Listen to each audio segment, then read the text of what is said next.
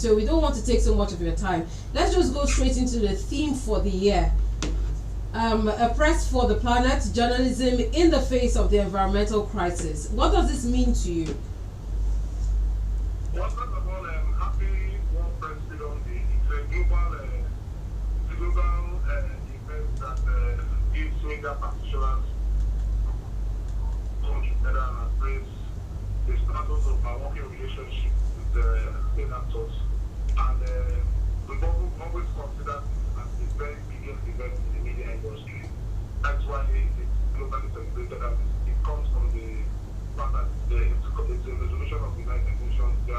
So we're celebrating the 75th anniversary of the World Press Freedom Day today, May 10th.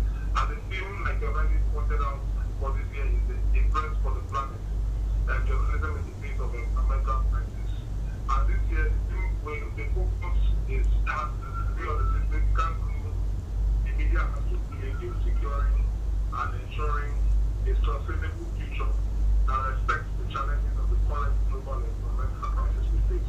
And we must be determined to set an agenda to save the environment, address violence faced by journalists and media workers, when promoting sustainable development, and seek ways the media can be strengthened institutionally to have the capacity to report climate change and environmental crisis. All right, Chairman, once again, good morning.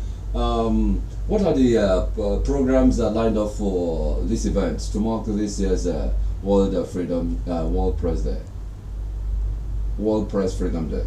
Well, I'm inviting everybody. I'm inviting Memories. Memories already is part of this celebration. In our part of the council, we are taking it a step higher by introducing something to this event, and that something has to do with identifying and navigating our cultural diversity. It's an opportunity for media practitioners, journalists in the States, to have to bring our cultural diversity into focus, reappraise the bond in our cultural diversity, and showcase the multicultural heritage that are found so much in Nigeria. So when you come to the press center today, you'll be seeing a variety of different cultural heritages across different ethnic groups in Nigeria, where we are bringing back the spirit of promoting our culture. So we are blending this also with the theme of the year. And so it's a double celebration for us. I call it our cultural day, celebrating it with our World Press Freedom Day. So every activity is starting in the next few minutes from the press center in HUG. And I'm very excited that from what I've seen in the preparation so far, it's going to be lovely. We have as our keynote speaker, Dr. Evangelist Sharon, who from the Communication Art School at the Applied Polytechnic. We also have our something keynote speaker is Mr. Bonimo Mana, publisher of CNN newspaper in Port River State. All of them already in town. With the Honorable Commissioner for Information and Public Mr. Nkereuwem is chief host. His Excellency the Governor of our Bible, very friendly media governor, Nigeria's most friendly media governor, who has been very supportive of the union, will be our special guest of honor. And the wife of the Senate President, Excellency the Executive Party, is also our special guest of honor. The Vice President of the NUP is already in town for this event, along with the Zonal Secretary. And so we have a convergence of who is the media industry in our Bible state that we hear this celebration. So the Commissioner of Police will also join us. He's also media friendly. We've had this very strong partnership over the years, and the new Commissioner of Police has also supported us. So it's going to be the very best of celebrating the theme and also celebrating our cultural diversity. All right. My last question to you before, from my own side, obviously, has to be, as the NUJ chairman, are there plans to protect journalists more from harassment, from threats, and all of that? You know, recently we've been hearing stories like that. The last one of the editor that got harassed and all of that. Do Are there plans to protect journalists from those kind of threats and harassments? No. In the 5 and 6 council, I am very proud to say that we have very few incidents of any form of infractions or harassment, like you have rightly put it, between media practitioners and state actors. We've been able to, because of the consistent interactive processes that we've had with these various organizations, including government, we've been able to have less issues. Though we have 1 or 2 cases, but we've been able to resolve those cases immediately with every party satisfied. And so there's a strong press, a strong free press in Akwa Ibom State. And I'm happy that the government has given us a platform for us to air our views. And I'm also happy that the government also accepts our criticism. I'm also happy that the government also accepts the call for agenda setting that we also put in place. And I'm also happy that the government has also been accountable to it. So the issues of infractions have been less.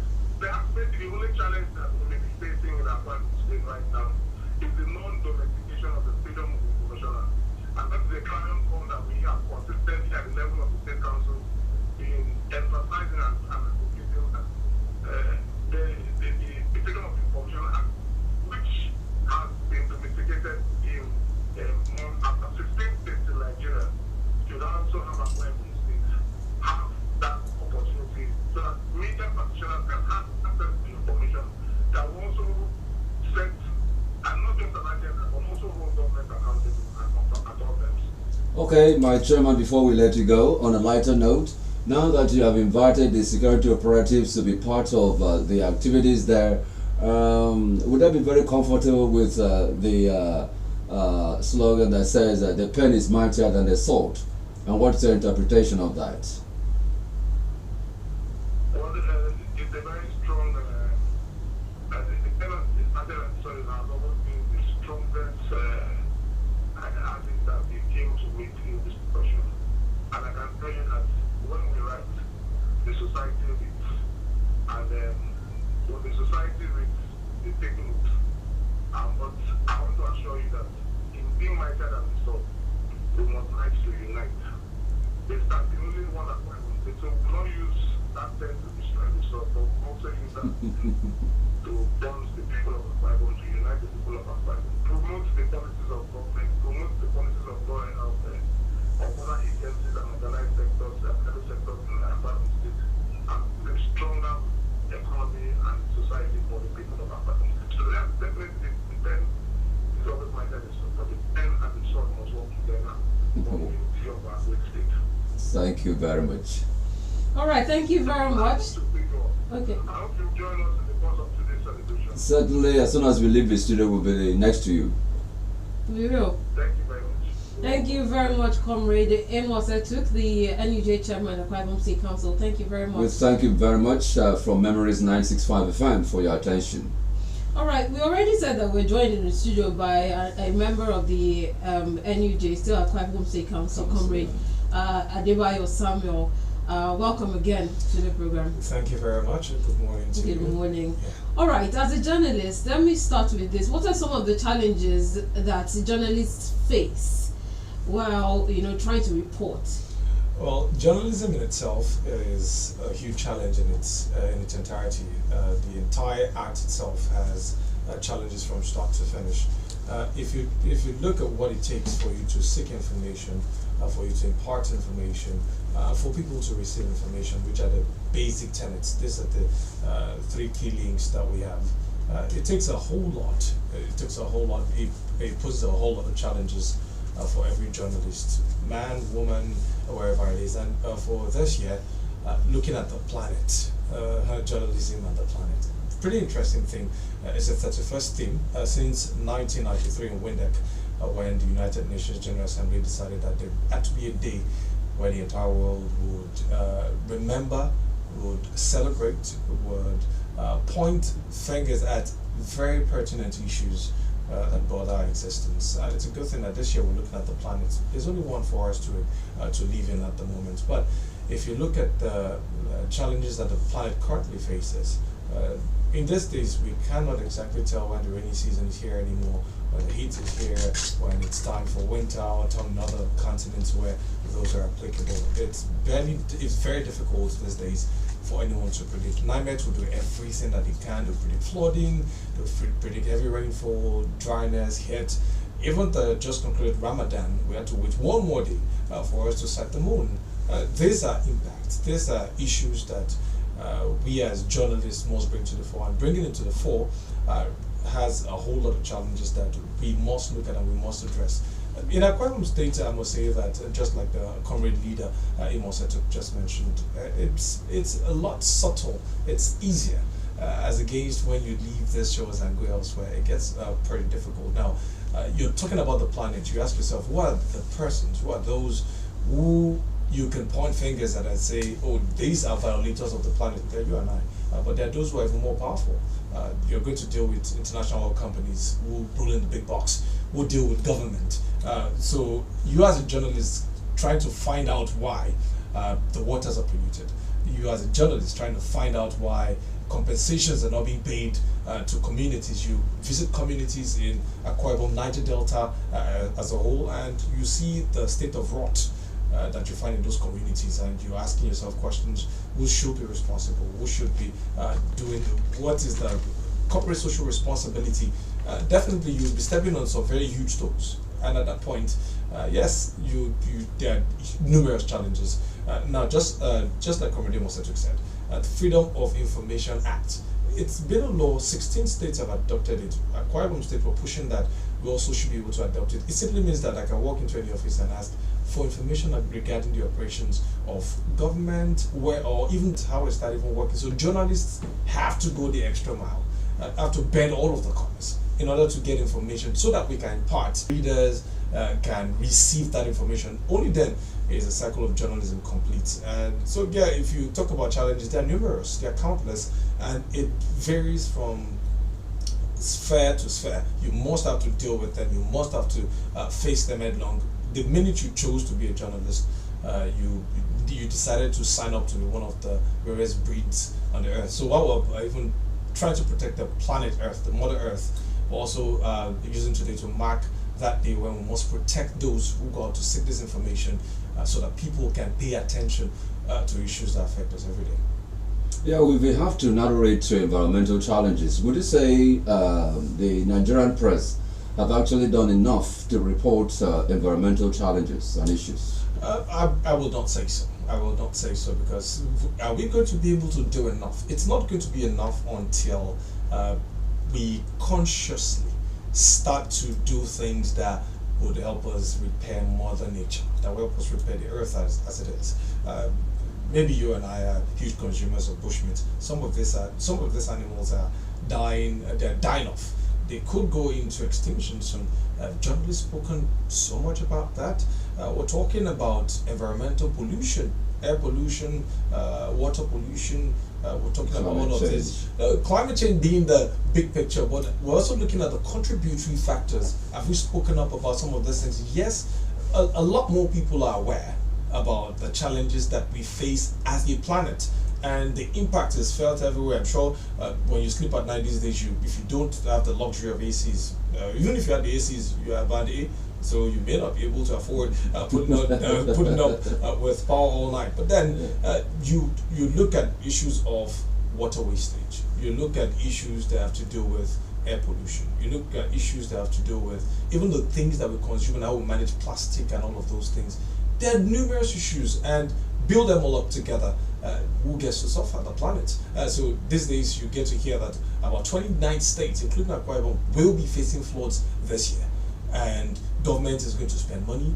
States like Bayelsa State already make it part of their budgets to deal with flooding every year. And you ask yourself, who's doing this to Mother Nature? How have we raised awareness enough? So if we say, have we done enough? I will not say we've done enough. We will not have done enough until we're able to get everybody on the boat to say, let's protect Mother Nature, for Mother Nature to protect us in return, so that we can mitigate some of these issues that we have in the environment today. Generally speaking, how do journalists balance up reporting truthfully and then being in a dangerous environment? Well, like we always say, it comes with the job. One, our job is not to report the truth, because then it's viewed through the lens of bias if you say it's the truth. Our job is to report the facts. What is, how it is, and can be presented. It means that at every turn, at every point, it remains the same. Everything else falls behind. Now, in trying to do your job, that's one major challenge. For example, if you're dealing with the Nigerian police force, I heard him mention to the chairman of the NGJ Council that bring in the police, and right now we've become friends. But then, if you see your friend doing something that goes against the ethics, that goes against the society that they're sworn to protect, it is your duty bound to report it. Yes, my friend, but then my friend has done something that has gone against society, and it is your duty bound to do that. Now, for some people, they take it as some sort of caution, and then they tread on that path. But there are some persons who may not exactly take it too lightly, and at that point, conflict arises. I'll use the word conflict lightly. So when conflict arises, we've seen cases where journalists get locked up. We've seen journalists in the world who have lost their lives. We've seen families of journalists attacked. There's so many heinous crimes that have been committed against journalists in the course of their duties. But then, like I said, when you sign up with the pen, you have signed up to be one of the dying breed. So it is your job, your conscience, and your safety on one line.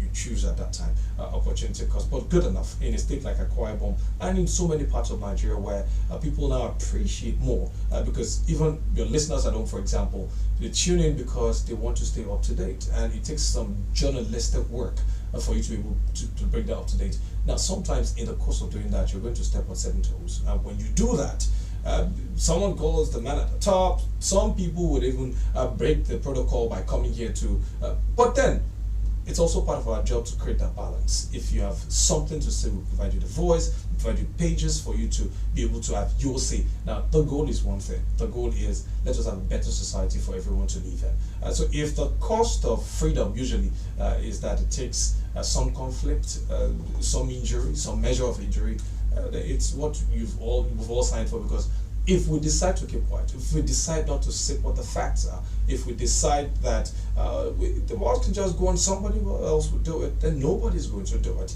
And then we're all going to now live in that society where nothing works. So if government is supposed to clean up Ogoni, for example, it's our job to say Ogoni has been exploited and explored. If we're going to say, oh, let's go to Ibono, where oil exploration is ongoing and nobody is paying attention, it's our job to do that. If we're going to tell you that in Mbo, this is what is happening at the moment, we're going to have to do that, because it is not as though we're drawing a battle line against those in authority or those who are saddled with responsibility of governance. But like comedy, remember what we always say, says in governance, there are things that you do not get to reveal to the public. And the job of us as journalists is to find out what is going on. So we just create that balance. It's not conflict. We don't intend for there to be conflict. But then it's for us to create a better society for all of us, like I said. If you're just joining us, you're on to Melting Point, and World Press Freedom Day is celebrated on May 3 every year to commemorate the fundamental principles of the press and to honor world journalists. Well, the day stresses the importance of free and independent press and promotes the freedom of expression in the world. It also highlights the challenges including censorship, violence, and restrictions on freedom of expression faced by journalists. Back to our guest in the house, Bayo. My comrade, there is an aspect of journalism, investigative journalism, which I don't think we are really practicing it around here. Yeah, that's one aspect of journalism I want to see being full blown, and of course in practice sincerely. Well, because when there's a story comes up, we hardly would have a they follow up to such stories to the end eventually, such as what the Minister of Humanitarian do and all that. Much later to be swept under the carpet, but more should be revealed. But we seem to leave it halfway. Perhaps we're afraid to review the final reporting. At the risk of sounding defensive, I'd say we should give Nigerian journalists a pat on the back for what we've done so far, because there are issues that without journalism would not make it to the fore. We will expect that a former governor, for example, will be locked in his house, and a sitting governor, Usman Dudu, would drive in because he has some sort of coverage and take the suspect away because they're suspect. At this point, if we didn't have journalists who went the extra mile, I'm not sure we would have had that in the open. It would have been something within the elite class that would keep. If you look, you cited the case of Beta Edu. Since it is being investigated, day by day, you hear journalists come. We're not some sort of court. We're not the judiciary. But our job is to say, this has happened. If we investigate, yes, we have certain, I don't want to use the term challenges at this point because it's our job to surmount challenges. But there are certain hills that we are still climbing when it comes to investigative journalism in Nigeria. For example, if I want to, a couple of days ago there was a release that there was a report that about 266.8 billion had been released to Nkereuwem State between January and March. That was a product of investigative journalism. Someone had to go through to see how much had come in from FAC, and then it cost the government to say, look, yes, it's not just from FAC. We also have internally generated revenue. We also have some other sources of income, and all put together. And these are the projects that government has invested such monies. Either to, if we're just relied on, society will run by itself. That's investigative journalism. Now, if you hear that certain communities were sacked by herders, ordinarily people would bear this because who owns the cattle? Big and elite and huge politicians in society that many people would not have been able to speak against. But then you see journalists go to the grassroots, they go all the way down and they ask these questions and they bring it to the fore. Are we going to run around with canes and whip everyone who's done wrong or who we perceive to be doing wrong? We have no opinion actually, so we cannot exactly see the issues to conclusion. Our job is to ensure that, one, we bring it to the attention of the authorities, we bring the attention of society, and we get people to prefer solutions. When these solutions come, that's the aim, that's the goal. It's not because we want to blackmail or want to paint anyone in dark colors. No, our job is there's something amiss in what we have seen, and we ask that the authorities and even the society, because people oftentimes look at journalism, like I said, it's a cycle. It must be complete. When we dig up these facts and we express it without our own opinions, without our own bias, and we lay it out to the public, it is now the duty of society to react in order to curb a menace if that's the challenge, and if it's something that should even be applauded, because even applauding someone else can get you into trouble on the other side. Yeah. Looking at all of these things, the society also have a role to receive and understand what we are trying to put forward and then act in like manner. Like we're talking about the planet now. A lot of people leave their homes, if not for prepaid meters, thank you for prepaid meters, would leave their lights on and leave everything on. While some people do not even have power to even run their businesses. We look at the planet. Deforestation is currently ongoing at a huge rate. People will cut down trees and not plant some more. You're seeing people draining and dredging illegally for their personal profit. Until we're able to speak to such issues and point them out, and we see society turn away from some of this act, then we would not have done our jobs completely. So in terms of investigative journalism, I think we must give ourselves a pat on the back, like the visa that's falling from Europe, and say yes, even if you don't salute me, I'll salute you. That actually leads me to my next question. Now, the press is supposed to, journalists are supposed to work without influence from any angle. Would you, from your perspective, would you say that journalism in Nigeria is free from influence from the government, from the society, from whatever angle? Realistically speaking, journalism is not yet free from influence in Nigeria, and that's the truth. The reasons are not far-fetched. For you to run the studios, I'm sure you're running on generators, which means that you have to put some commercial value to certain things.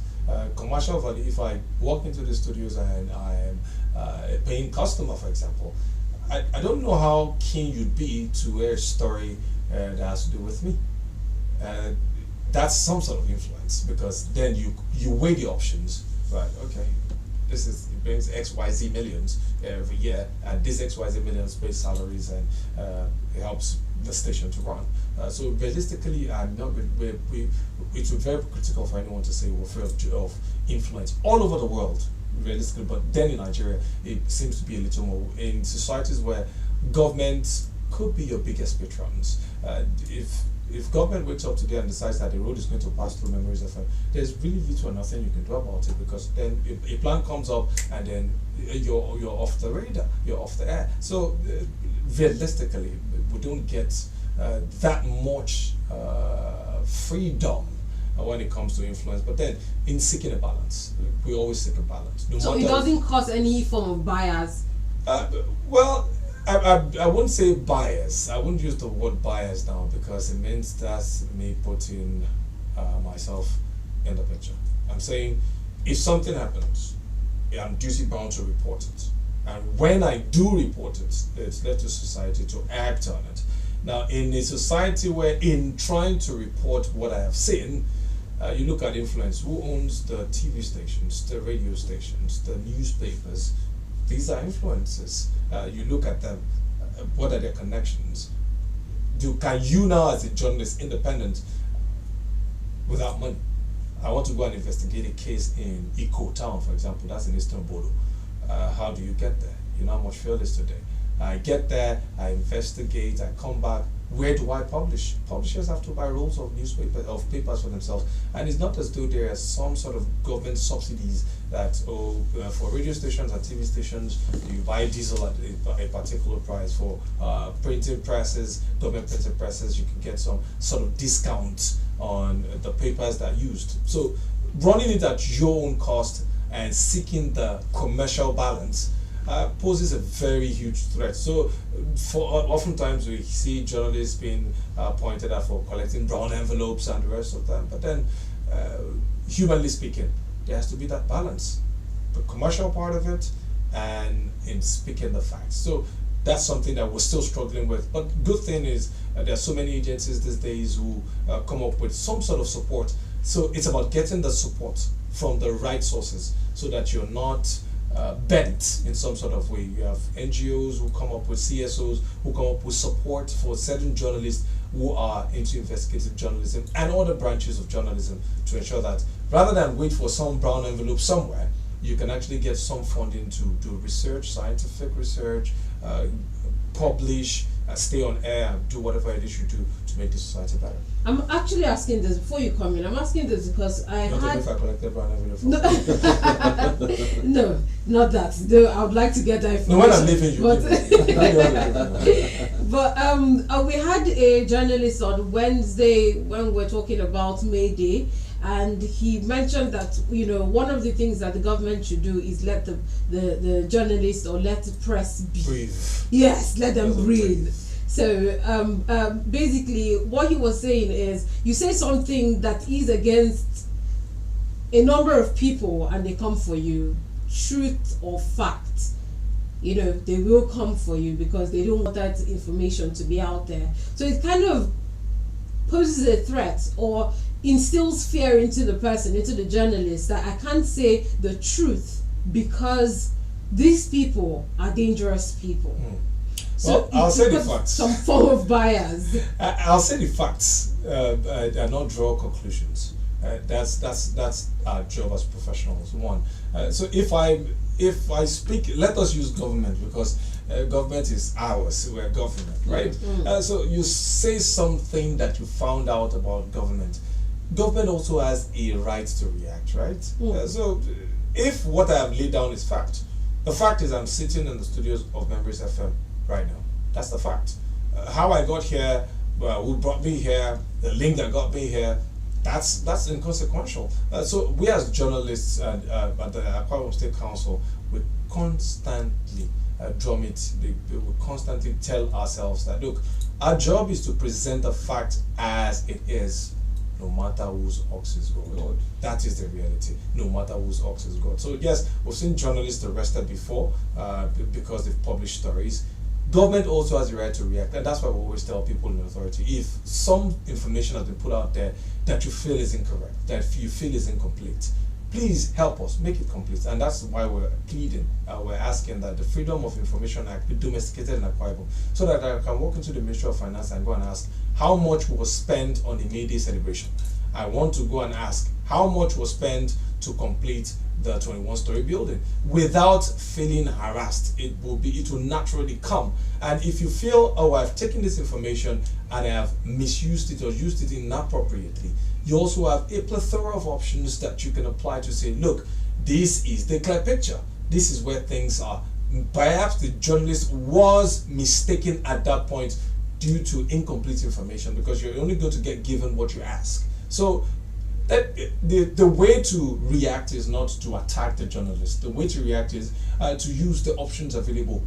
Everyone has a voice. Please use it. And where information is incomplete or appears to have a slant against you, use your voice to maintain the balance. What we're looking for is not to divide, it's not to incite, it's not to get people to fight themselves, create conflict, create chaos and uproar. No, our job as journalists is to ensure a better society, and in bringing all of us together, that's the only way we can make that happen. Yeah, ensuring a better society, that's what we are attempting at on Melting Point today as we mark the World Press Freedom Day.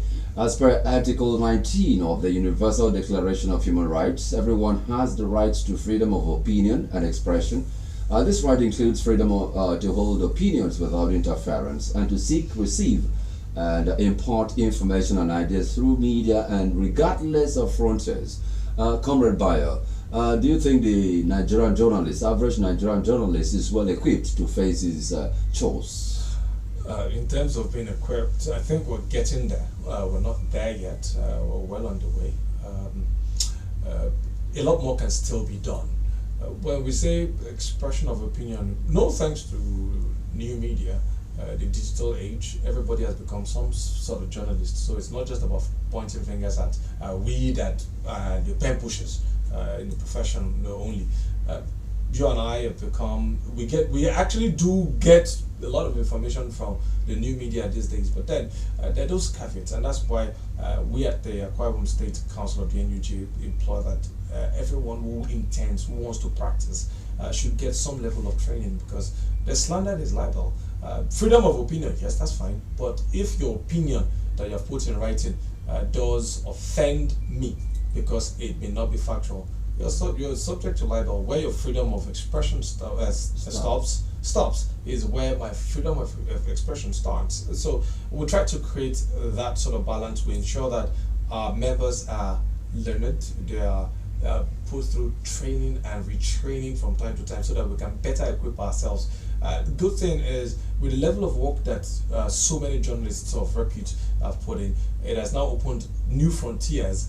So funding is coming from within and without to ensure that we get access to some of the best equipment that the world currently uses. Yes, we still have a long way to go, but I'd say yes, we're getting better equipped by the day, and the fact that our works now get to speak for us. You go to international summits, you go to conferences, and the works of Nigerian journalists have been, I can't mention Ray Ekpu anywhere in the world at the moment, and nobody would not know that name. That's legendary status, and that's from a Nigerian journalist who has been able to put in the works.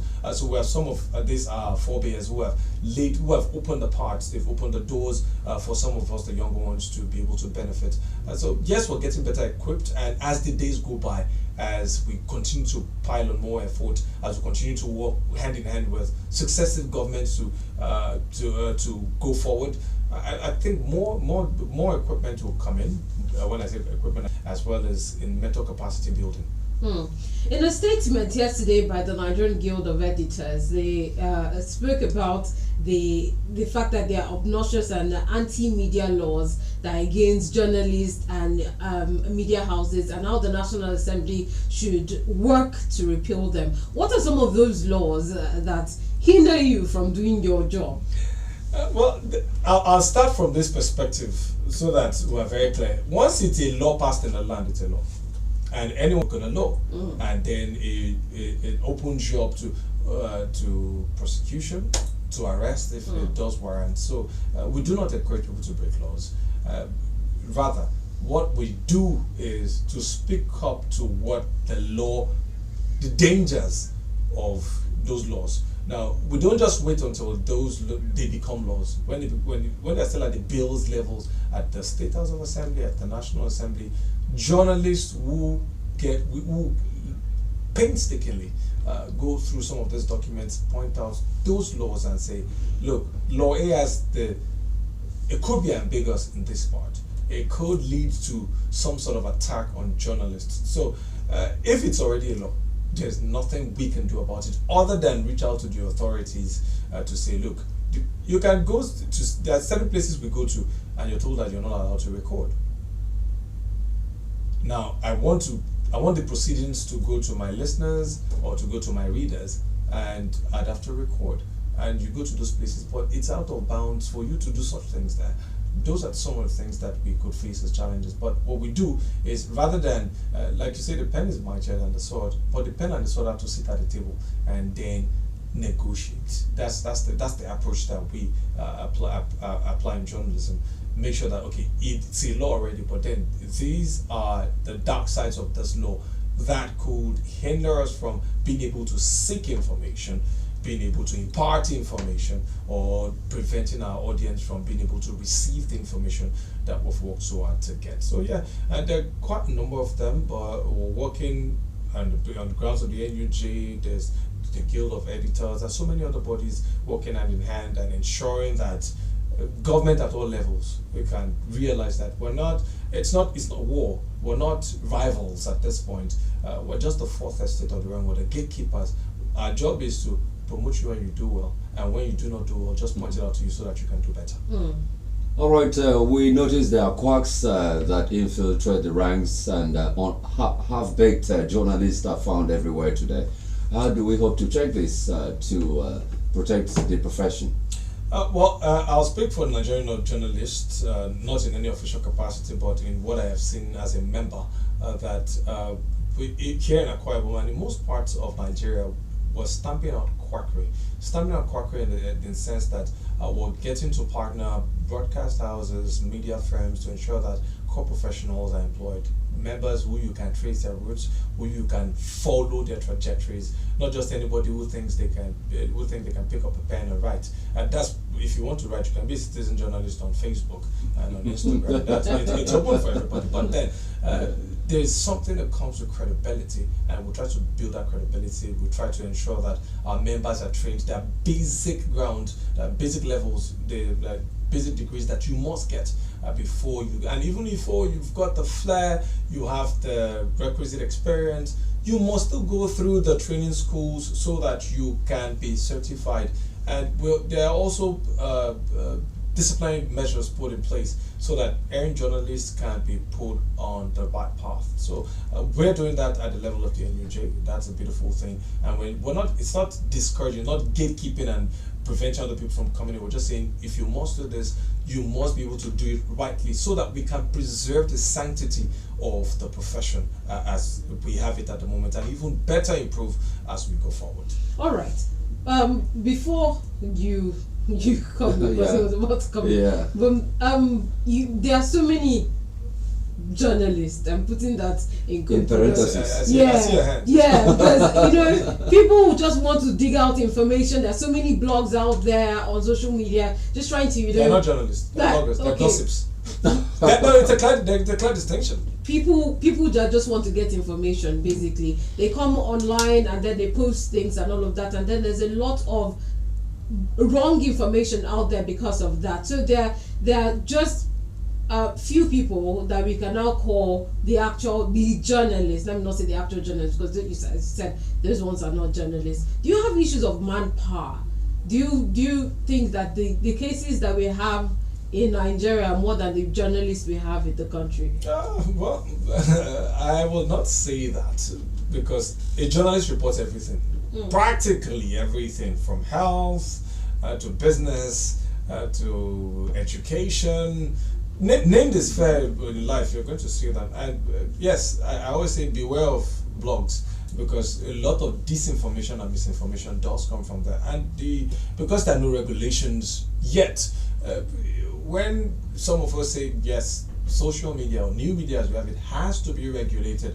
If I come on air and say something that shouldn't be said here, NBC is just around the corner. So there is NBC to regulate that. You have the TVs. There are regulatory bodies put in place to ensure that the credited, the licensed, the creditable, the credit-worthy media houses, and they're always there. And that's why we encourage ourselves to not just let the noisemakers occupy all of the space.